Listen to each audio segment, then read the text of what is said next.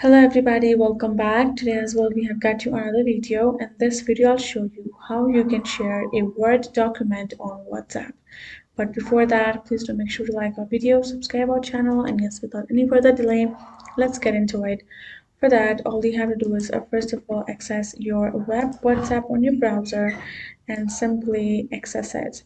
You have to simply link your device with your computer's web WhatsApp by scanning the QR code and going to your settings and link devices and doing so. And simply go ahead tap on any user that you would like to send that Word document.